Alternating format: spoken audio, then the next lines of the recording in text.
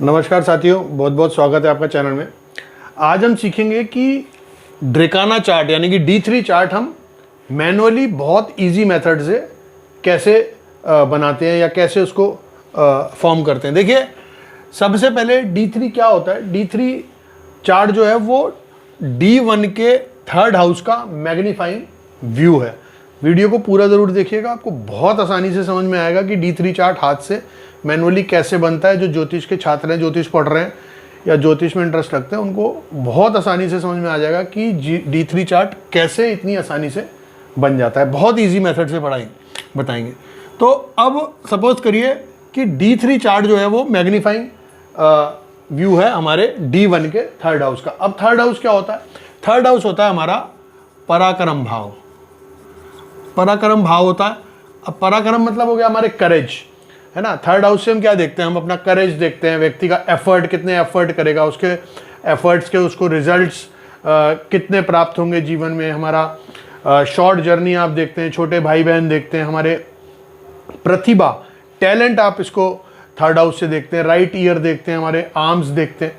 ये सारी चीज़ें आप थर्ड हाउस से देखते हैं। हमारा करेज, हमारा कम्युनिकेशन, ये सब आप थर्ड हाउस से देखते हैं। अब छोटे भाई बहन, सिबलिंग्स, ये सब थर्ड हाउस से देखते हैं। अब थर्ड हाउस का हमें मैग्नीफाइंग जो चार्ट है वो D3 फॉर्म करना है। देखिए कैसे करते हैं, क्या इसके कुछ रूल है वो समझ लेते हैं पहले। देखिए, एक राशि 30 डिग्री की होती है और 30 डिग्री को हमें 3 से डिवाइड करना होता है, यानी कि 30 डिग्री को हमें 3 पार्ट में, 3 डिवीजन में क्रिएट करना है। अब हम 30 डिग्री को 30 डिग्री को 3 से अगर डिवाइड करेंगे तो हमारे पास 3 डिवीजन आ जाएंगे। पहला 0 से 10 डिग्री का, दूसरा 10 से 20 डिग्री का, तीसरा 20 से 30 डिग्री का। तो अब हमारे पास 3 डिवीजन्स आ गए। हमने राशि को 30 डिग्री को 3 से डिवाइड कर दिया तो हमारे पास 3 डिवीजन्स आ गए। अब समझने की बात क्या है कि जो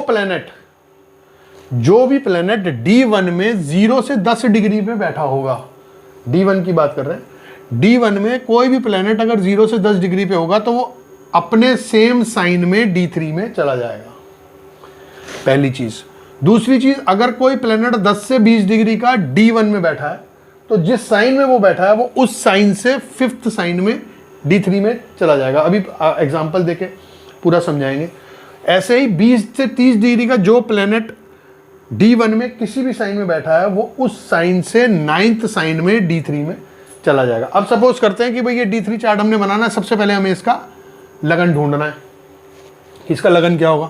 अब सपोज करिए हमने यहाँ पे एरीज लगन लिया, तो एरीज लगन हमने लिया तो इसको सपोज करिए हमने 15 डिग्री का लगन ले लेते हैं। 15 डिग्री का अगर लगन ले लिया तो 15 डिग्री हमने कहाँ पड़ी? 15 डिग्री पड़ी हमारी सेकंड डिवीजन में, यानी कि 10 से 20 डिग्री में पड़ी। तो अपने से 5वें में ये चला जाएगा। तो कौन सा साइन है? अब ये एरीज साइन है, तो 1 2 3 4 5, तो यहाँ पर लगन बना लियो। सिंपल है, बहुत आसानी से समझ में आ जाता है। अब हमारे पास लगन मिल गया तो अब हम कुंडली के बाकी भावों में राशियां फिल कर देते हैं। चलिए, अब ये बात हो गई। अब सपोज करिए हम कोई सी प्लैनेट की बात करते हैं। हमने असेंडेंट निकाल लिया। अब सपोज करिए यहाँ पे जुपिटर प्लैनेट मौजूद है और जुपिटर सपोज करिए 5 डिग्री का जुपिटर है। तो अब 5 डिग्री का अगर जुपिटर है तो अब 5 डिग्री कहाँ पड़ती है? पहले डिवीजन में। 0 से 10 डिग्री के बीच में 5 डिग्री का प्लैनेट पड़ता है जो अपने ही सेम साइन में चला जाएगा। तो अब जुपिटर की कोई काउंटिंग नहीं करनी, जहां जुपिटर जिस साइन में उसी साइन में आप उसको बिठा दीजिए D3 में। अगला सपोज करिए सैटर्न यहाँ ले लेते हैं। सैटर्न यहाँ पे सपोज करिए आप 17 डिग्री का ले लीजिए। तो अब 17 डिग्री कहाँ पड़ा हमारा? 10 से 20 डिग्री में।